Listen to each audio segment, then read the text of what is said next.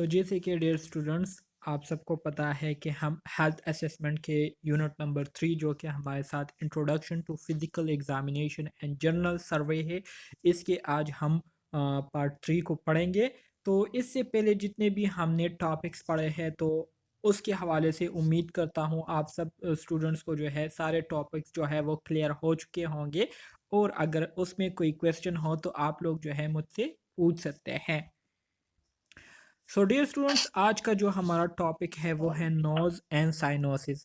مطلب یہ ہے کہ نوز اور سائنوسس کی ہم کس طرح سے اسسمنٹ کر سکتے ہیں۔ نوز آپ سب کو پتہ ہے، ٹھیک ہے، اور سائنوسس کا بھی آپ سب کو پتہ ہے۔ یہاں پر ہمارے فیز میں تقریباً 4 سائنوسس ہے، 2 اپر سائنوسس ہے اور 2 جو ہے ہمارے ساتھ کیا ہے، انٹرنل سائنوسس ہے۔ مطلب 2 جو ہے فرنٹل سائنوسس ہے اور 2 انٹرنل سائنوسس ہے، جس میں ہم اسپینائٹ اور ایٹنائٹ کے نام سے اس کو جانتے ہیں۔ اسپینائٹ سائنوسس ہو گئے، ٹھیک ہے، اور ایٹنائٹ سائنوسس ہو گئے۔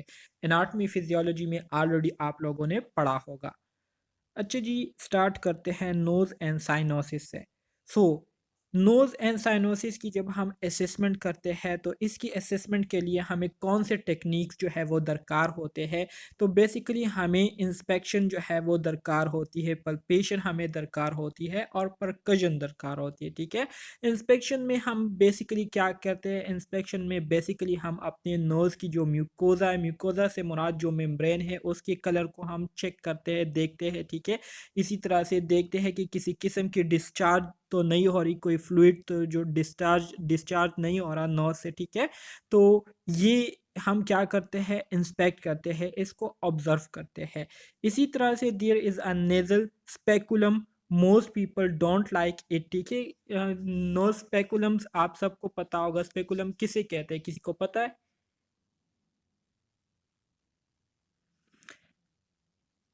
سر نوز کی ایگزامینیشن کے لیے یوز ہوتا ہے۔ اچھا جی، بالکل، اور جیسے ٹوتھ فورسپ ہوتا ہے ایسے ہی ہوتا ہے، لیکن کہ اس کا اسپیکولم آگے سے جسٹ لائک کیا کہہ سکتے ہیں اس کو، ایک کراؤن شیپ کا ہوتا ہے۔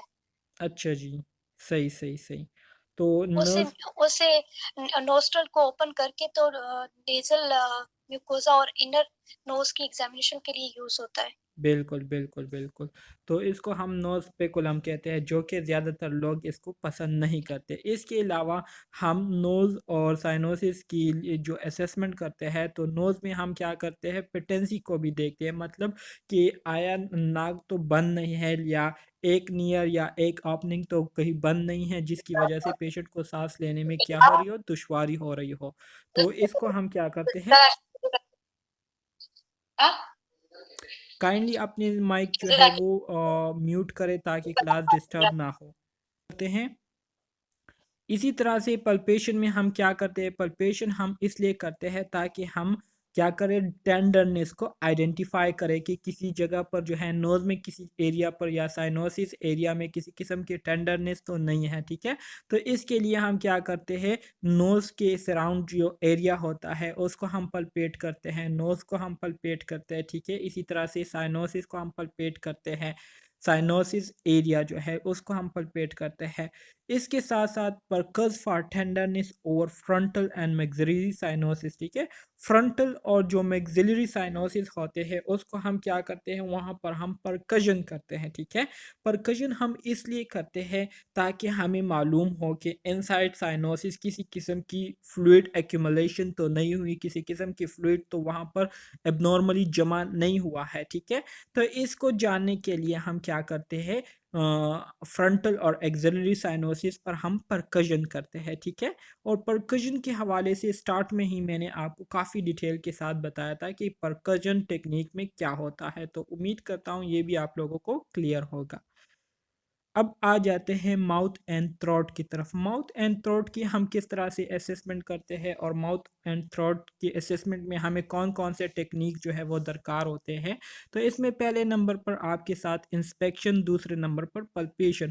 مطلب یہ ہے کہ پہلا جو ٹیکنیک ہے جو کہ ہم ہر جگہ پر اس کو ہم یوز کرتے ہیں، تو وہ ہمارے ساتھ کون سا ہے؟ وہ آپ کے پاس انسپیکشن ہے۔ انسپیکشن جو ہے یہ ایک فنڈامنٹل ٹیکنیک ہے، مطلب یہ ہے کہ انسپیکشن کے بغیر آپ کوئی بھی ٹیکنیک جو ہے وہ پرفارم نہیں کر سکتے، مطلب آپ جائزہ لیتے ہیں، ٹھیک ہے، باڈی پارٹس کا، تو جائزہ لینے کے بغیر جو ہے آپ کوئی بھی ٹریٹمنٹ یا کوئی بھی کیئر جو ہے پیشنٹ کو نہیں دے سکتے۔ سو انسپیکشن جو ہے یہ بہت ضروری ہوتی ہے، ٹھیک ہے۔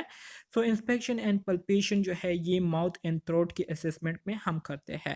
سو انسپیکشن میں ہم کیا کرتے ہیں؟ انسپیکٹ اینڈ پلپیٹ دا لپس، ہم لپس کو کیا کرتے ہیں؟ اس کو دیکھتے ہیں، ٹھیک ہے، کہ کسی قسم کی سائنوسس تو نہیں ہوئی ہے، یا کسی قسم کی وہاں پر بریکس جو ہے وہ تو نہیں آئے ہوئے ہے، یا کریکس تو نہیں آئے ہوئے ہے، ٹھیک ہے۔ اسی طرح سے لپس کو ہم پلپیٹ کرتے ہیں، اس کے ساتھ ساتھ ٹنگ کو ہم آبزرو کرتے ہیں، اورل کیویٹیز ہو گئے، ٹانسلز ہو گئے، فیرنگس، ٹھیک ہے۔ اس کے ساتھ ساتھ تیت کی ہم کیا کرتے ہیں؟ اس کی ہم آبزرویشن کرتے ہیں، ٹھیک ہے، کہ صاف ہے یا نہیں، ٹھیک ہے۔ اس کے ساتھ ساتھ پیشنٹ کی جو بریتھ ہے اس کو ہم چیک کرتے ہیں، ٹھیک ہے، کہ بریتھ ان کی کیسی ہے، اسمیلی بریتھ ہے یا بالکل نارمل ہے، ٹھیک ہے۔ پریسنس آف ایگزوڈیٹ، اسی طرح سے ماؤتھ اور تھروٹ میں ہم دیکھتے ہیں کہ کسی قسم کی ایب نارمل فلوئڈ تو وہاں سے ڈرین نہیں ہو رہی، ٹھیک ہے۔ اس کے ساتھ ساتھ کسی قسم کی ارتھما تو وہاں پر نہیں ہوئی، یا لیجن یا پلیٹ جو ہے وہاں پر کسی قسم کی یہ تو واقعہ نہیں ہے۔ تو یہ سب چیزیں ہم کیسے دیکھتے ہیں؟ یہ سب چیزیں ہم انسپیکشن کے ذریعے دیکھتے ہیں، ٹھیک ہے۔ آبزرویشن کرتے ہیں ماؤتھ کی، ہم پوری کیا کرتے ہیں؟ اس کی ہم پوری مانیٹرنگ کرتے ہیں، اس کی پوری ہم چیک اپ کرتے ہیں۔ تو چیک اپ کے دوران یہ ساری چیزیں جو ہیں ہم کیا کرتے ہیں؟ دیکھتے ہیں۔ اسی طرح سے انلارج ٹانسلز آر گریڈڈ، ہمارے ساتھ جو ٹانسلز ہے، ٹھیک ہے، ٹانسلز تو آپ سب لوگ جانتے ہوں گے، ٹھیک ہے۔ تو اس کے ہمارے ساتھ کیا ہے؟ اس کی سائز اگر نارمل سے زیادہ ہو جاتی ہے تو اس کو پھر مزید 4 کیٹیگریز میں اس کو ڈیوائڈ کیا گیا ہے، جو گریڈ 1 ٹانسلز ہوتے ہیں، ٹھیک ہے، گریڈ 1 ٹانسلز۔ تو گریڈ 1 میں کیا ہوتا ہے؟ Each side of یولا on equal distance, ٹھیک ہے۔ گریڈ 1 کنڈیشن میں ہمارے ساتھ جو یولا ہوتا ہے، یولا آپ لوگ جانتے ہیں نا، یولا کسے کہتے ہیں؟ نہیں سر، یولا جو پشتوں میں سر ماؤتھ کو جب اوپن کرتے ہیں تو ٹانسلز کے درمیان میں ایک ٹیشو ٹائپ کا ایک بالکل بالکل ٹیشو ٹائپ کا وہ ہینگنگ ہوتی ہے، بالکل بالکل، پشتوں میں اس کو تالو مجھے کہتے انگلش میں ہیں، سمجھانا آ رہا ہے سر۔ پشتوں میں سر اس کو بہت تالو ٹانسلز کے کہتے ہیں۔ بیچ میں ایک ٹیشو ٹائپ کا ایک ہینگنگ ہوتی ہے جس کو یوروا بولتے ہیں۔ ہاں جی بالکل بالکل، تو گریڈ 1 سٹیج میں یہ بالکل مطلب دونوں سائڈ سے کیا ہوتا ہے؟ ایکولی پوزیشن پر موجود ہوتا ہے، مطلب نہ لیفٹ سائڈ کی طرف ہوتا ہے نہ رائٹ سائڈ کی طرف ہوتا ہے، بلکہ بالکل درمیان میں ہوتا ہے۔ جب گریڈ 2 سٹیج آ جاتی ہے تو گریڈ 2 سٹیج میں ٹانسل جو ہے وہ کیا ہوتے ہیں؟ ٹانسل بٹوین پیلر اینڈ یولا، پھر پیلر اور یولا کے درمیان جو ہے ٹانسل جو ہے وہ آ جاتے ہیں، ٹھیک ہے۔ جب گریڈ 1 سائز گریڈ 2 سائز کو ٹانسلز پہنچ جاتے ہیں، ٹھیک ہے، مطلب اس کی سائز جب انکریز ہو جاتی ہے، اور یہ جب انکریز ہوتی ہے تو یہ اب نارملی انکریز ہو جاتی ہے، ٹھیک ہے۔ اسی طرح سے گریڈ 3 میں کیا ہوتا ہے؟ ٹانسلز ٹچز دا یولا، ٹھیک ہے، ٹانسل جو ہے وہ یولا تک پہنچ جاتا ہے، مطلب یولا کو وہ ٹچ کر رہا ہوتا ہے، ٹھیک ہے، اتنا زیادہ جو ہے اس کی سائز بڑھ جاتی ہے۔ گریڈ 4 میں کیا ہوتا ہے؟ ٹانسلز ٹچز ایچ ادر، مطلب ٹانسل جو ہے وہ دونوں سائڈ سے جو ہے، دونوں سائڈ کے جو ٹانسلز ہوتے ہیں وہ ایک دوسرے کو ٹچ کرنا شروع کر دیتے ہیں، ٹھیک ہے، اتنے زیادہ اس کی سائز جو ہے وہ انکریز ہو جاتی ہے۔ تو یہ ہمارے ساتھ ٹانسل سائز کی مختلف سٹیجز تھے، ٹھیک ہے۔ گریڈ 1 میں مطلب دونوں سائڈ پر جو ٹانسل موجود ہوتے ہیں تو وہ دونوں برابر ڈسٹنس پر موجود ہوتے ہیں۔ جب گریڈ 2 سٹیج کو ٹانسلز کی سائز پہنچ جاتی ہے تو ٹانسل جو ہے وہ پلر اور یولا کے درمیان ہو جاتا ہے، مطلب پلر اور یولا مطلب جو باؤنڈری ہوتی ہے، ٹھیک ہے، اس سے آگے چلے آتی ہے، ٹھیک ہے، اور یولا کے درمیان ہو جاتی ہے۔ گریڈ 3 میں جو ہے مطلب اس کا یہ ہے، مثال کے طور پر یہ کیا ہے؟ یہ آپ کے ماؤتھ کا فلور ہے، یہ آپ کے پاس کیا ہے؟ یولا ہے، ٹھیک ہے، اور یہ ایک بارڈر ہو گیا، یہ دوسرا بارڈر ہو گیا، اور اس کے ساتھ ساتھ مثال کے طور پر یلو کلر میں یہ آپ کے پاس کیا ہے؟ ٹانسلز ہے، ٹھیک ہے، نظر آ رہے ہیں آپ کو۔ اب جب گریڈ 2 ہو جاتا ہے تو گریڈ 2 میں یہ ٹانسلز جو ہے یہاں آ جاتے ہیں، دیکھیں گریڈ 2 میں ٹانسلز کہاں تک پہنچ جاتے ہیں؟ گریڈ 2 میں ٹانسلز جو ہے یہاں تک پہنچ جاتے ہیں، دیکھیں اس کو، ٹونسل جو ہے یہاں تک پہنچ جاتے ہیں، ٹھیک ہے، جو میں نے سرکل کیا، مطلب یولا اور پلر کے درمیان میں آ جاتا ہے۔ گریڈ 3 میں پھر یہ ٹانسل جو ہے اتنے انکریز ہو جاتے ہیں، اس کی سائز اتنی انکریز ہو جاتی ہے کہ یہ کیا کر رہی ہوتی ہے، دونوں سائڈ سے یہ یولا کو ٹچ کر رہا ہوتا ہے، اور گریڈ 4 میں یہ مزید جو ہے انکریز ہو جاتی ہے اور ایک دوسرے کو وہ ٹچ کرنا شروع کر دیتے ہیں گریڈ 4 میں۔ تو یہ ہمارے ساتھ 4 گریڈس ہے کس کے، ٹانسلس کی سائز کے، ٹھیک ہے، جو کہ اب نارملی کیا ہوتی ہے، انکریز ہوتی ہے۔ سمجھ آ گئی؟ Okay, very good. اب آ جاتے ہیں تھروٹ اینڈ نیک کی طرف، ٹھیک ہے۔ تو تھروٹ اینڈ نیک کی جب ہم اسیسمنٹ کرتے ہیں تو اس کی اسیسمنٹ کے لیے بھی ہمیں 2 ٹیکنیکس جو ہے وہ خاص طور پر ریکوائرڈ ہوتے ہیں، جس میں پہلے نمبر پر آپ کے پاس انسپیکشن ہے اور دوسرے نمبر پر پلپیشن ہے۔ انسپیکٹ اینڈ پلپیٹ نیک فار ٹریکیا، ٹھیک ہے، نیک کو جو ہے ہم کیا کرتے ہیں، پلپیٹ کرتے ہیں، ٹھیک ہے۔ اسی طرح سے جو تھائرائڈ ہے اس کو ہم پلپیٹ کرتے ہیں، اسی طرح سے لیمف نوڈ ہو گئے، اس کو ہم کیا کرتے ہیں، پلپیٹ کرتے ہیں، ٹھیک ہے، دیکھنے کے لیے کہ کسی قسم کے ٹینڈرنس یا کسی قسم کے وہاں پر کیا کہتے ہیں، گلی وہ کیا کہتے ہیں اس کو، جو گول گول ہوتے ہیں، ٹھیک ہے، اکثر اوقات لوگوں کے نک میں جو ہے وہ ہوتے ہیں، جس کو پھر آپریشن کے ذریعے نکالنا ہوتا ہے۔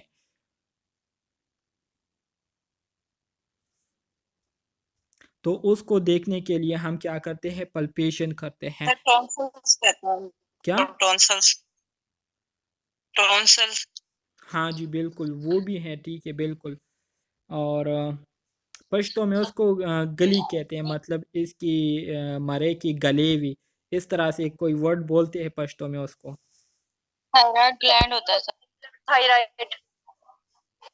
ہاں جی بالکل۔ تو اس کو اسیس کرنے کے لیے، اس کو دیکھنے کے لیے ہم کیا کرتے ہیں، پلپیٹ کرتے ہیں نک کو۔ اسی طرح سے اسکلٹیشن ہم اس لیے ٹھیک اسکلٹیشن ہم اس لیے کرتے ہیں تاکہ جو کروٹڈ ہے، ٹھیک ہے، اس کو ہم کیا کریں، اس کو ہم ایسیس کریں، ٹھیک ہے، اور اس کی جو ساؤنڈ ہے اس کو ہم سنیں، ٹھیک ہے۔ if bruit is heard، ٹھیک ہے، اگر بروٹ ٹائپ ساؤنڈ جو ہے سننے کو آپ کو ملے، بروٹ ٹائپ ساؤنڈ، تو اس سے کیا ہوگا،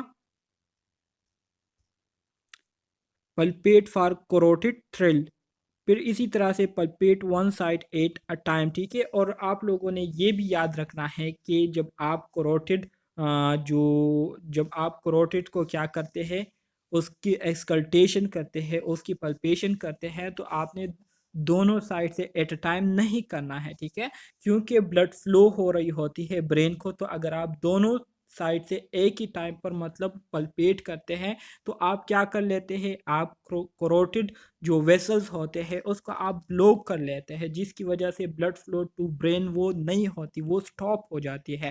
سو اگر 1 منٹ کے لیے بھی آپ نے بلڈ کو کیا کر دیا، سٹاپ کر دیا برین کو، تو آپ کا جو پیشنٹ ہے وہ اس کو کیا ہوگا، اس کے جو برین ٹیشوز ہے اس کے ڈیمیج ہونے کا خطرہ جو ہے وہ پیدا ہو جاتا ہے، ٹھیک ہے، سوری۔ اس کے ساتھ ساتھ آپ نے جو ہے رینج آف موشن کرنی ہے نک کی، ٹھیک ہے۔ رینج آف موشن سے مراد یہ ہے کہ نک کو جو ہے آپ نے مختلف ڈائریکشن میں اس کو آپ نے موو کرانا ہے، کہ نک جو ہے وہ پراپر طریقے سے موو کر رہی ہے اور یا نہیں، ٹھیک ہے، اور پراپر رینج میں جو ہے وہ موومنٹ کر رہی ہے یا نہیں۔ تو یہ آپ نے تھروٹ اور نک کی اسیسمنٹ کے دوران یہ کام آپ لوگوں نے کیا کرنا ہوتا ہے، اس کو پرفارم کرنا ہوتا ہے، صحیح ہے۔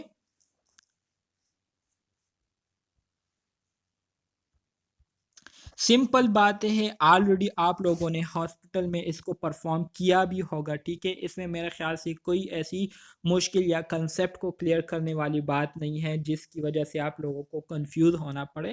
سمپل بات ہے، جسٹ نالج جو ہے وہ آپ کو یہاں پر جو ہے آپ کے ساتھ شیئر کی جا رہی ہے۔ اب آ جاتے ہیں تھورکس اینڈ لنگس کی طرف، کہ چیسٹ اور لنگس کو جو ہے آپ نے کس طرح سے ایسیس کرنا ہے اور کیا کیا جو ہے آپ نے اس میں دیکھنا ہے۔ تو سب سے پہلے changes in respiratory states can happen very slowly اور ویری کوئکلی، سو ریسپائریٹری اسٹیٹس از ایسیس کیئرفلی۔ کہتے ہیں کہ جب ریسپائریٹری اسٹیٹس میں چینجز آتی ہیں تو یہ بہت زیادہ سلولی بھی آ سکتے ہیں یا بہت زیادہ تیزی کے ساتھ یہ چینجز واقع ہو سکتے ہیں۔ سو ریسپائریٹری اسٹیٹس کو آپ جب بھی ایسیس کرتے ہیں تو ایسیسمنٹ کے دوران آپ نے بہت زیادہ احتیاط سے کام لینا ہے اور بہت زیادہ پراپر طریقے سے کرنا ہے، ٹھیک ہے؟ ہم اپنے کلاس کو کنٹینیو کرتے ہیں۔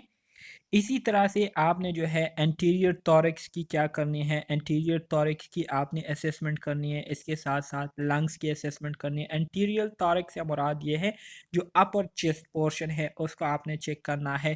اسی طرح سے جو پوسٹیریئر توریکس ہے، پوسٹیریئر سے مراد جو بیک پورشن ہے چیسٹ کا یا لوور پورشن ہے چیسٹ کا، اس کو آپ نے کس طرح سے کیا کرنا ہے، اس کی اسیسمنٹ کرنی ہے۔ سو اس میں آپ نے سب سے پہلے size and shape of the توریکس، توریکس کی جو سائز ہے اس کو آپ نے دیکھنا ہے کہ نارمل سائز ہے یا ایب نارمل ہے، ٹھیک ہے؟ اور اس کے ساتھ ساتھ آپ نے توریکس کی شیپ کو کیا کرنا ہے، چیک کرنا ہے، ٹھیک ہے؟ اس کے ساتھ ساتھ لک فار ڈیفارمیٹیز، کسی بھی قسم کی ڈیفارمیٹی ہو مطلب ایب نارملٹی ہو اس کو آپ نے کیا کرنا ہے، دیکھنا ہے۔ بیرل چیسٹ فار استھما اور سی او پی ڈی، مطلب یہ ہے وہ پیشنٹ، وہ لوگ جن کو استھما ہوتی ہے، مطلب ان کو سانس لینے کی بیماری ہو، ٹھیک ہے، یا سانس جو شارٹنیس آف بریتھ جسے ہم کہتے ہیں سمپل الفاظ میں، استھما کے پیشنٹ کو جو کامن پرابلم ہوتا ہے وہ کیا ہوتا ہے، شارٹنیس آف بریتھ ان کو ہوتی ہے۔ سو اس کے ساتھ ساتھ جو کرونک آبسٹرکٹیو پلمونری ڈیزیز کے پیشنٹ ہوتے ہیں تو ان کا جو چیسٹ ہوتا ہے وہ بیرل شیپ لائک ہوتا ہے، ٹھیک ہے؟ تو یہ آپ لوگوں نے لازمی طور پر چیک کرنا ہوتا ہے کہ ان کی جو چیسٹ شیپ ہے وہ بیرل تو نہیں ہے، ٹھیک ہے؟ اگر بیرل نہیں ہوگی تو ان کو استھما یا کرونک آبسٹرکٹیو پلمونری ڈیزیز جو ہے وہ نہیں ہوں گی، ٹھیک ہے؟ اس کے ساتھ ساتھ انٹرکوسٹل سپیسز جو ہے ہوتی ہے جی سر، بیرل مطلب کس ٹائپ کی ہوتی ہے، کون سی شیپ ہوتی ہے؟ بیرل آپ نے وہ ڈرم دیکھا ہے فلموں وغیرہ میں، ٹھیک ہے؟ فلموں میں وہ ڈرم آپ نے دیکھا ہے، اس طرح کا جو ڈرم ہوتا ہے جس میں وہ لوگ شراب انہوں نے رکھا ہوا ہوتا ہے تو اس کو ہم بیرل شیپ کہتے ہیں۔ صحیح۔ ہاں جی، تو اس طرح کی شیپ جو ہے چیسٹ کی ہوتی ہے، مطلب ایک سائیڈڈ اس طرح کی شیپ ہوتی ہے۔ آر نیم اکارڈنگ دا ریبس دے لائی بینیتھ، ٹھیک ہے؟ اسی طرح سے جو انٹرکوسٹل سپیسز ہے، ٹھیک ہے؟ تو انٹرکوسٹل سپیسز جو ہے اس کو یہ نام اس وجہ سے دیا گیا ہے کیونکہ یہ جو ہے ریبس کے نیچے جو ہے یہ کیا ہوتے ہیں، یہ انٹرکوسٹل سپیسز جو ہے یہ پائے جاتے ہیں، ٹھیک ہے؟ تو یہ بھی آپ لوگوں نے کیا کرنی ہوتی ہے، چیک کرنی ہوتی ہے، ٹھیک ہے؟ سو توریک اینڈ لنگس کی اسیسمنٹ کے دوران آپ لوگوں نے یہ دو کام کرنے ہوتے ہیں، صحیح ہے؟ سمجھ آ رہی ہے؟ مطلب یہ ہے کہ ایک تو آپ نے چیسٹ اور لنگس کی جو سائز ہے وہ آپ نے دیکھنی ہے، اور اس کے ساتھ ساتھ آپ نے توریکس کی جو شیپ ہے اس کو آپ نے کیا کرنا ہوتا ہے، دیکھنا ہوتا ہے، اس کی آپ نے انسپیکشن کرنی ہوتی ہے۔ جی سر۔ جی سر۔ اچھا جی، اب آتے ہیں لنگس کی طرف۔ تو لنگس میں آپ نے کیا کرنا ہوتا ہے، لنگس میں سب سے پہلے آپ نے انسپیکشن کرنی ہوتی ہے، ٹھیک ہے؟ اس کو پلپیٹ کرنا ہوتا ہے اور پرکشن کرنا ہوتا ہے۔ کیوں؟ کیونکہ آپ نے جو ہے ساؤنڈ سننا ہوتا ہے، ٹھیک ہے؟ نارمل ساؤنڈ آپ کو اگر یاد ہو تو میں نے آپ کو بتایا تھا کہ اگر لنگس نارمل ہو، ٹھیک ہے، تو اس سے آپ کو ریزوننس ٹائپ ساؤنڈ جو ہے وہ سننے کو ملے گا جب آپ اسکلٹیٹ کرتے ہیں یا پرکشن کرتے ہیں۔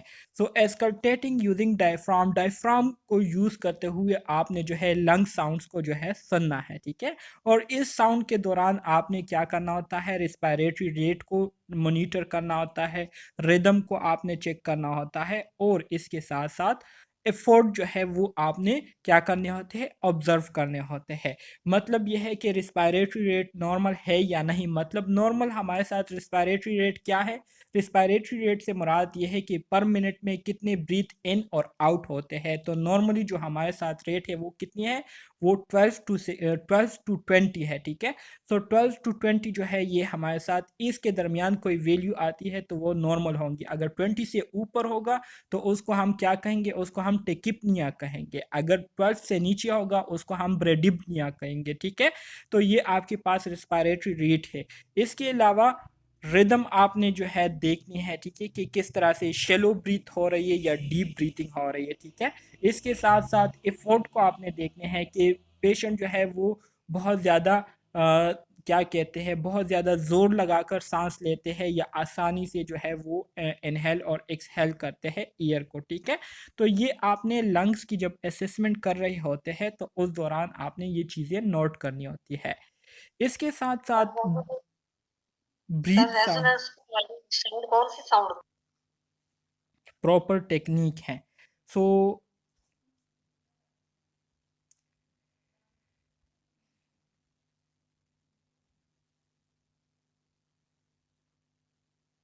اچھا جی, میں تھوڑا سا یہاں سے دوبارہ ریپیٹ کر دیتا ہوں کیونکہ ریکارڈنگ کے دوران جو ہے میں اس 2 سلائیڈ کو ریکارڈ نہیں کر سکا, تو اس وجہ سے دوبارہ سے میں یہ ریپیٹ کراتا ہوں. ٹھیک ہے, سو بریتھ ساؤنڈ جو ہے, بریتھ ساؤنڈ کو ہم کیا کرتے ہیں, اس کو ہم سننے کے لیے کیا کرتے ہیں, اسٹیتھوسکوپ کا جو ڈائفرام پورشن ہوتا ہے اس کو ہم نے کیا کرنا ہوتا ہے, یوز کرنا ہوتا ہے. ٹھیک ہے, اسی طرح سے سسٹمیٹک طریقے سے ہم نے کیا کرنا ہوتا ہے, یہ پروسیس پرفارم کرنا ہوتا ہے. ہر ایک سائٹس کو ہم نے کیا کرنا ہوتا ہے, ایک دوسرے کے ساتھ کمپیئر کرنا ہوتا ہے. اور اسی طرح سے جب ہم ڈائفرام کو باڈی پارٹ پر رکھتے ہیں, ٹھیک ہے, اور جہاں پر ہمیں سنائی جو ہے بریتھ ساؤنڈ سنائی دے, اور جب سنائی دیتا ہے تو اس کو ہم نے کیا کرنا ہوتا ہے, ڈاکومنٹیشن میں ڈاکومنٹ کرنا ہوتا ہے. آپ کے پاس جو نارمل بریتھ ساؤنڈ ہے تو اس میں ایک برونکو ویزیکولر ساؤنڈ ہے, دوسرا آپ کے پاس برونکیل, تیسرا ویزیکولر, اور چوتھا جو ہے آپ کے پاس ٹریکیل ساؤنڈ ہے. جو اب نارمل بریتھ ساؤنڈ ہے تو اس کو ہم ایڈوینٹیشیس ساؤنڈ کہتے ہیں. تو M C Qs point of view سے یہ بھی بہت زیادہ امپورٹنٹ ہے. ایگزام میں آپ سے پوچھ سکتے ہیں کہ which one of the following اب نارمل بریتھ ساؤنڈ یا which one of the following term is used for abnormal breath sound. تو abnormal breath sound کے لیے جو ٹرم یوز ہوتا ہے اس کو ہم کیا کہتے ہیں, adventitious sound کہتے ہیں. صحیح ہے. اسی طرح سے بریسٹ اینڈ ایکزیلا کی اسیسمنٹ جب ہم کرتے ہیں, تو جب وومن میں ہم بریسٹ کی اسیسمنٹ کرتے ہیں تو اس کی سب سے پہلا ہمارا جو کام ہوتا ہے وہ کیا ہوتا ہے, سب سے پہلا کام یہی ہوتا ہے کہ ہم نے بریسٹ کی انسپیکشن کرنی ہوتی ہے. ٹھیک ہے, سب سے پہلے پیشنٹ کو ہم کہتے ہیں کہ آپ اپنے ہاتھوں کو ریلیکس نیچے رکھیں. اس دوران ہم ان کی بریسٹ کی اسیسمنٹ کرتے ہیں. پھر ہم ان کو کہتے ہیں کہ اپنے ہاتھوں کو ایلیویٹڈ کریں, مطلب اوپر رکھیں, اوپر کریں. ٹھیک ہے, اور پھر ہم اس کی اسیسمنٹ کرتے ہیں. پھر ہم ان کو کہتے ہیں کہ اپنے ہاتھوں کو پیچھے اپنے ہپس پر رکھیں, اور اس کے بعد جو ہے ہم اس کی اسیسمنٹ کرتے ہیں.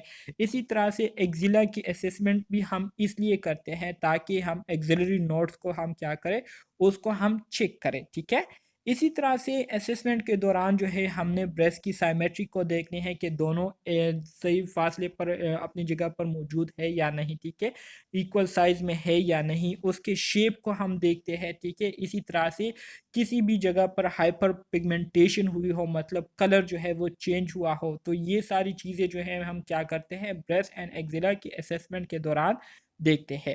اسی طرح سے بریسٹ کو پلپیٹ کرتے ہیں. ٹھیک ہے, ایرولا کو پلپیٹ کرتے ہیں, نیپلز ہو گئے, ایکزیلری لیمف نوڈز ہو گئے, چاہے مین ہو یا وومن ہو, تو یہ ساری چیزیں ہم ان میں کیا کرتے ہیں, چیک کرتے ہیں. کیوں چیک کرتے ہیں, تاکہ کسی قسم کی اگر ایب نارملٹی آئیڈینٹیفائی ہو جائے تو اس کو ہم ٹائم پر کیا کریں, کیئر دے سکیں. اس کے بعد آپ کے پاس آتا ہے کارڈیو ویسکولر سسٹم. تو کارڈیو ویسکولر سسٹم میں ہم کیا کرتے ہیں, observe the jugular Venice پلسیشن. Jugular Venice پلسیشن کو جو ہے ہم نے کیا کرنا ہوتا ہے, دیکھنا ہوتا ہے. اور اس کے ساتھ ساتھ جو جگولر وینس پریشر ہے اس کو ہم نے کیا کرنا ہوتا ہے, مانیٹر کرنا ہوتا ہے کہ پریشر جو ہے کتنا ہے. اس کے ساتھ ساتھ ہم کیا کرتے ہیں, کروٹڈ پلسیشن کو جو ہے اس کو ہم دیکھتے ہیں اور اس کو ہم پلپیٹ کرتے ہیں. ٹھیک ہے, کس لیے پلپیٹ کرتے ہیں, کروٹڈ روئڈس کو سننے کے لیے. ٹھیک ہے, اس کے ساتھ ساتھ انسپیکٹ اینڈ پلپیٹ دا پری کارڈیم کو ہم جو ہے اس کو دیکھتے ہیں, اس کو ہم پلپیٹ کرتے ہیں. اس کے علاوہ جو لوکیشن ہے, ڈائمیٹر ہے, ایمپلیٹیوڈ اور ڈیوریشن آف ایپیکل پلس, ایپیکل امپلس کی جو ڈیوریشن ہے, ایمپلیٹیوڈ ہے, ڈائمیٹر ہے, لوکیشن ہے, اس کو ہم نے کیا کرنا ہوتا ہے, کارڈیو ویسکولر سسٹم کی اسیسمنٹ کے دوران اس کو ہم نے چیک کرنا ہوتا ہے. اور جو بھی ہمارے پاس انفارمیشن آتی ہے اس کو ہم کیا کرتے ہیں, ڈاکومنٹ کرتے ہیں.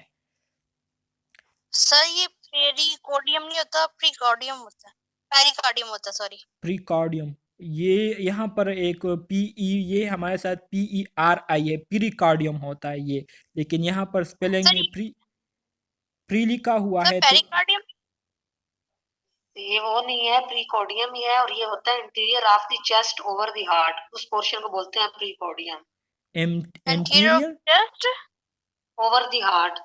اوکے. اچھا جی، thank you so much knowledge میں اضافہ کرنے کے لیے، مجھے بھی ابھی پتہ چلا. تو پریکارڈیم ہو گیا، ٹھیک ہے، اس کی ہم پلسیشن مطلب پلپیٹ کرتے ہیں اس کو، اور اس کے ساتھ ساتھ اس کی انسپیکشن ہم کرتے ہیں. اس کے ساتھ ساتھ لسن at the apex and the lower سٹرنل border with the bell of the اسٹیتھوسکوپ، ٹھیک ہے. اسی طرح سے ایپکس دیکھیں، آپ لوگوں نے نارملی سنا ہوگا کہ ہمارے ساتھ جو ایپکس پورشن ہوتا ہے، تو ایپکس جو ہے ہم اوپر والے پورشن کو کہتے ہیں، ٹھیک ہے، اور بیس جو ہے یہ ہم نیچے والے پورشن کو کہتے ہیں. مثال کے طور پر آپ کے پاس جو لنگز ہوتے ہیں، ٹھیک ہے، لنگز کی جو شیپ ہوتی ہے وہ آپ کے پاس کچھ اس طرح سے ہوتی ہے، ٹھیک ہے. تو لنگز کا جو ایپکس ایریا ہے یہ اوپر والا ایپکس کہلاتا ہے، اور بیس جو ہے یہ نیچے والا بیس کہلاتا ہے، ٹھیک ہے. لیکن آپ کے پاس جو ہارٹ ہے، ہارٹ کا جو ایپکس اور بیس ہے وہ اس کے بالکل اپوزٹ ہے. بالکل باتیں اس میں کی گئی ہے کہ آپ نے سب سے پہلے جگولر وینس پلسیشن کرنی ہے، ٹھیک ہے، اس کو آپ نے آبزرو کرنا ہے.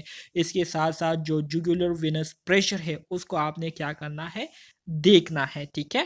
اس کے ساتھ ساتھ آپ نے کروٹڈ پلسیشن کو بھی آبزرو کرنی ہے اور اس کو آپ نے پلپیٹ کرنا ہے، ٹھیک ہے. اس کے ساتھ ساتھ کروٹڈ بروئڈز، یہ ہمارے ساتھ ساؤنڈ ٹائپ ہے جو کہ کروٹڈ ویسل سے کیا ہوتی ہے، پروڈیوس ہوتی ہے، ٹھیک ہے. تو اس کو آپ نے سننا ہے. اس کے ساتھ ساتھ انسپیکٹ اینڈ پلپیٹ دا پریکارڈیم کو بھی آپ نے کیا کرنا ہے، اس کی آپ نے انسپیکشن کرنی ہے، اس کو آپ نے پلپیٹ کرنا ہے، ٹھیک ہے.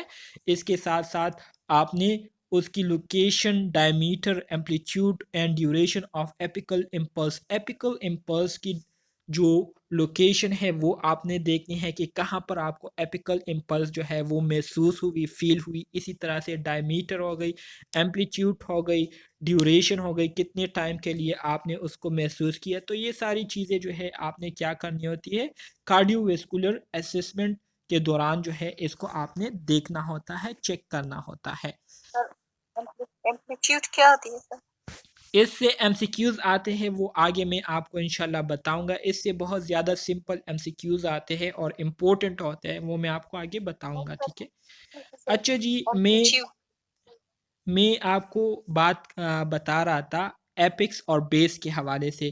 تو لنگس کے حوالے سے تو میں نے آپ کو کہا کہ ہمارے ساتھ لنگس کی جو شیپ ہوتی ہے وہ اس طرح سے ہوتی ہے، ٹھیک ہے. یہ لنگس کی کیا ہے، شیپ ہے. تو لنگس کا جو اوپر والا پورشن ہے اس کو ہم کیا کہتے ہیں، اس کو ہم ایپکس کہتے ہیں، ٹھیک ہے، ایپکس اس کو ہم کہتے ہیں.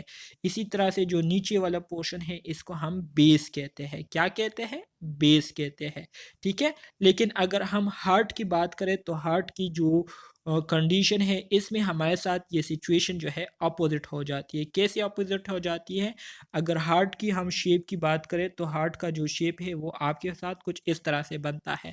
تو ہارٹ کا جو ایپکس ہے وہ اوپر نہیں ہوتا، بلکہ ہارٹ کا ایپکس جو ہے یہ نیچے والا جو پورشن ہے یہ ہارٹ کا ایپکس کہلاتا ہے، ٹھیک ہے. اسی طرح سے ہارٹ کا جو بیس ہے وہ یہ اوپر والا پورشن ہوتا ہے، ہارٹ کا بیس. سو آپ کو جو نارملی ساؤنڈ سننے کو ملتی ہے زیادہ تر کامنلی، تو وہ ایپکس پورشن پر جب آپ ڈائفرام کو رکھتے ہیں، ٹھیک ہے، یا بیل کو رکھتے ہیں، ٹھیک ہے، تو اس سے آپ کو جو ہے آسانی سے ساؤنڈ جو ہے وہ سننے کو ملتا ہے. سو یہاں پر بات کیا ہو رہی ہے، یہاں پر بات یہ ہو رہی ہے کہ لسن ایٹ دا ایپکس، ٹھیک ہے، مطلب ایپکس پر آپ نے بیل کو رکھنا ہے یا ڈائفرام کو رکھنا ہے، and the lower سٹرنل border with the bell of the اسٹیتھوسکوپ. اور اسی طرح سے لوور سٹرنل بورڈر مطلب جو لوور ایریا ہے، ٹھیک ہے، سٹرنم کا. سٹرنم سے کیا مراد ہے، چیسٹ کا جو لوور پورشن ہے، ٹھیک ہے. میرے خیال میں کیا کہتے ہیں، ریب نمبر 4 پر جو ہے آپ نے کیا کرنی ہوتی ہے، ریب نمبر 4 پر آپ نے مطلب جو سٹرنم ہے، سٹرنم کے جو بالکل لیفٹ سائڈ پر جو ہے آپ نے کیا کرنا ہوتا ہے، بیل کو رکھنا ہوتا ہے، ٹھیک ہے. مثال کے طور پر سٹرنم، یہ آپ کے پاس کیا ہے، سٹرنم ہے، ٹھیک ہے. जो कि नाइफ शेप स्ट्रक्चर में होता है। ये स्टर्नम होता है और इसके इर्द मतलब दोनों साइड पर रिब्स जो है वो गए होते हैं, ठीक है। तो रिब नंबर 4 पर ये आपके साथ रिब नंबर 4 है। इसी तरह से आपका हार्ट जो है वो यहाँ पर ऐसे आया हुआ होता है। तो ये देखिए बेस के बिल्कुल करीब है। तो रिब नंबर 4 पर जो है आपने क्या करना होता है, बेल को रखना होता है। और यहाँ पर जब आप बेल को रखते हैं तो आपको जो आवाज़ है वो क्लियरली सुनाई देती है। तो फिर आपको आपने आवाज़ को इंटरप्रेट करना होता है कि ये किस तरह की आवाज़ है, नॉर्मल है या एबनॉर्मल है, सही है, ये देखना होता है।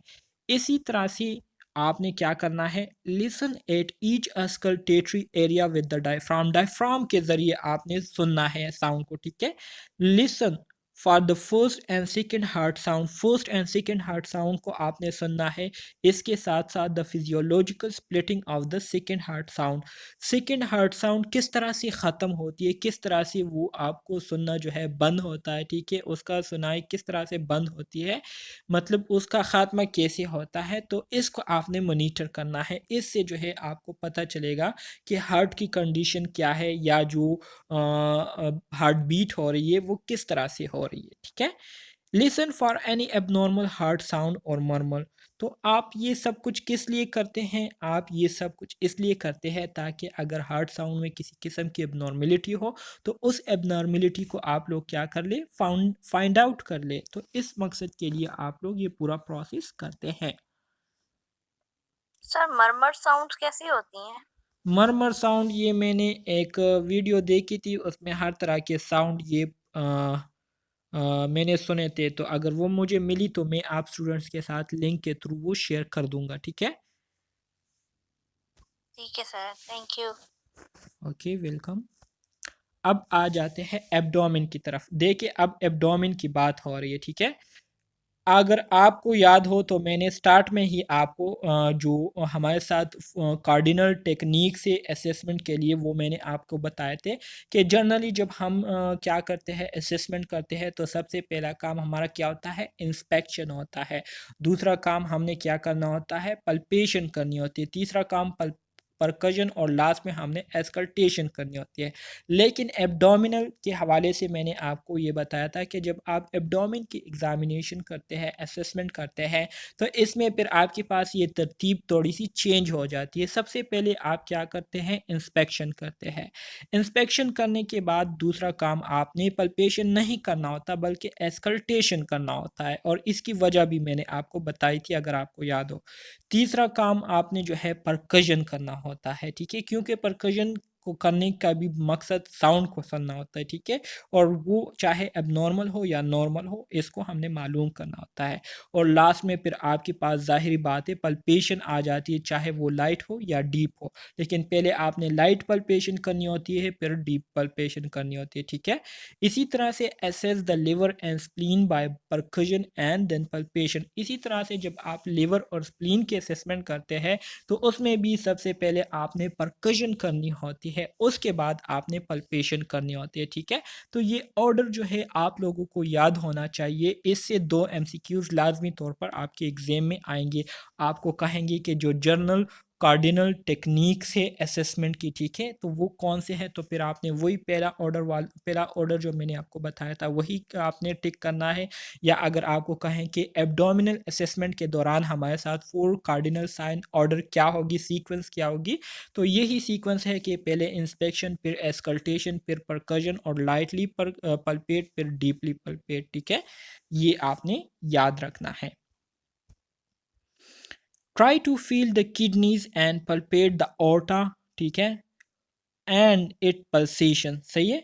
If you suspect kidney infection, percuss posteriorly over the costovertebral angle, ठीक है, costovertebral angle पर फिर आपने क्या करना होता है, उसको आपने परकस करना होगा। ये सारी चीज़ें जो है सिंपल बातें हैं, इसमें कोई ऐसी मुश्किल बात नहीं है जिससे आप लोग जो है परेशान हो जाए या कन्फ्यूजन का शिकार हो जाए। सिंपल आपको बताया जा रहा है कि ये काम अगर आप करते हैं तो ऐसे तरीके से करेंगे। तो ये सारी चीज़ें डायग्राम्स के ज़रिए भी इंशाल्लाह मैं आपको दिखा दूंगा, ठीक है, तो फिर आप इसको मज़ीद आसानी से समझ जाएंगे। मस्कुलोस्केलेटल सिस्टम, अब बात हो रही है मसल और स्केलेटल सिस्टम की कि मसल और स्केलेटल सिस्टम की असेसमेंट आप लोगों ने कैसी करनी है। मस्कुलोस्केलेटल सिस्टम से मुराद ये है कि ये हमारे साथ वो सिस्टम होता है जो कि मसल्स, जो कि कार्टिलेज, जो कि बोन्स के और जॉइंट्स के मिलाप से मिलकर बनता है। तो इस पूरे सिस्टम को हम क्या कहते हैं? मस्कुलोस्केलेटल सिस्टम कहते हैं। मतलब वो सिस्टम जो कि मसल्स और स्केलेटन के मिलाप से मिलकर बनता है। तो मसल और स्केलेटन में आपके पास क्या होते हैं? मसल्स हो गए, बोन्स हो गए, जॉइंट्स हो गए, कार्टिलेज हो गए। ये 4 चीज़ें आपके पास मस्कुलोस्केलेटल सिस्टम में आती है, ठीक है? तो ये आपने याद रखना है। सो नोट एनी डिफॉर्मिटीज और इनलार्ज जॉइंट, ठीक है? आपने इस सिस्टम की जब असेसमेंट कर रहे होते हैं तो आपने देखना है कि किसी किस्म की जॉइंट इन्फ्लेमेशन तो नहीं हुई है या उसमें किसी किस्म की एबनॉर्मल इनलार्जमेंट तो नहीं आई है। इफ़ इंडिकेटेड, अगर आपको नज़र आ जाए, ठीक है, तो आपने जॉइंट को पल्पेट करना है। फिर इसी तरह से उसकी रेंज ऑफ मोशन को आपने चेक करनी है कि कितनी हद तक जो है आप इस बॉडी पार्ट को जो है मूव कर सकते हैं, इसकी मूवमेंट कर सकते हैं। इसके साथ साथ परफॉर्म एनी नेसेसरी मैन्यूवर, और किसी किस्म की अगर कोई टेक्निक करने की ज़रूरत पड़े तो वो आपने क्या करनी होती है, इस टाइम करनी होती है, ताकि आप प्रॉपर तरीके से क्या कर सके, असेसमेंट कर सके, डेटा जो है वो कलेक्ट कर सके। नर्वस सिस्टम की अब बात हो रही है। नर्वस सिस्टम मतलब ये वो सिस्टम होता है जो कि न्यूरॉन्स पर मुश्तमिल होता है, ठीक है? तो उसको हम नर्वस सिस्टम कहते हैं। नर्वस सिस्टम में आपके पास जो 2 मेजर चीज़ें हैं वो कौन कौन सी है? एक आपके पास ब्रेन आता है और दूसरा आपके पास स्पाइनल कॉर्ड आता है, ठीक है? स्पाइनल कॉर्ड से फिर हमारे साथ मज़ीद जो है इसकी सब डिवीज़न हुई है, ठीक है? तो ये सारी चीज़ें आपके नर्वस सिस्टम में आती हैं। तो इसके लिए हम क्या करते हैं? Assess lower extremity muscle bulk, tone and strength. Lower extremity जो है हमने क्या करनी होती है? देखनी होती है। मतलब लोअर एक्सट्रीमिटी से क्या मुराद है? लोअर एक्सट्रीमिटी से मतलब आपके जो हाथ पैर हो गए, ठीक है? इसको आपने देखना होता है। आल्सो सेंसेशन एंड रिफ्लेक्सेस, इसी तरह से आपने बॉडी के मुख्तलिफ पार्ट्स को क्या करना है? पिंच करना है। पिंच करना है या टच करना है और देखना है कि पेशेंट को ये महसूस हो रहा है या नहीं, किस हद तक, कितनी शिद्दत के साथ इनको ये चीज़ें फ़ील हो रही है, महसूस हो रही है। तो इसको कहते हैं सेंसेशन। इसी तरह से आपने मुख्तलिफ रिफ्लेक्सेस भी देखने हैं, ठीक है? कि अगर पेशेंट किसी गर्म चीज़, किसी गर्म सरफेस को पकड़ता है तो पकड़ने के बाद वो फ़ौरन से अपने हाथ को हटाता है या नहीं, उनको ये चीज़ महसूस होती है या नहीं, ठीक है? तो इस तरह के रिफ्लेक्सेस होते हैं। ऑब्जर्व एनी एबनॉर्मल मूवमेंट, ठीक है? इसी तरह से किसी भी किस्म की एबनॉर्मल मूवमेंट हो तो उसको ज़ाहिरी बात है आपने ऑब्ज़र्व करना होता है। इसमें आपने जो काम करने होते हैं, इसमें सबसे पहले आपने मेंटल स्टेटस को देखना है। पेशेंट की जो मेंटल स्टेटस है उसको आपने चेक करनी होती है। क्रेनियल नर्व्स आपके पास टोटल कितने हैं? टोटल आपके पास 12 के क्रेनियल नर्व्स है, ठीक है? तो उसको आपने देखना होता है। इसी तरह से आपके पास मोटर नर्व आ जाते हैं। मोटर नर्व ये वो नर्व्स होते हैं जो कि क्या करते हैं, जो कि आपके ब्रेन से मैसेजेस को लेकर, आपके स्पाइनल कॉर्ड से इंफॉर्मेशन को लेकर आपके मसल्स तक पहुंचाती है और फिर आपके मसल्स उस ऑर्डर्स के मुताबिक मूवमेंट करती है। तो इसको मोटर नर्व कहते हैं। सेंसरी नर्व ये वो नर्व होते हैं जो कि आपकी बॉडी के मुख्तलिफ पार्ट्स में मौजूद होते हैं, वहाँ से इंफॉर्मेशन को लेकर आपकी स्पाइनल कॉर्ड और ब्रेन तक पहुंचाती है, ठीक है? और आपकी स्पाइनल कॉर्ड ब्रेन को क्या करती है? उसको आगाह करती है आने वाली चीज़ों के हवाले से। तो इसको हम सेंसरी नर्व कहते हैं, ठीक है? सेंसरी नर्व में आपके पास जो मेजर सेंसरी नर्व है, आपकी जो 5 सेंसेस है, जिसमें आपकी आइज़, आपकी नोज़ जो कि स्मेल को सेंस कराती है, आपकी जो टेस्ट है, ठीक है? मुख्तलिफ़ किस्म के टेस्ट, टच हो गई, ठीक है? आपकी हियरिंग, ये 5 सेंसेस जो है आपके सेंसरी नर्व में मेजरली क्या होते हैं? इंक्लूडेड है।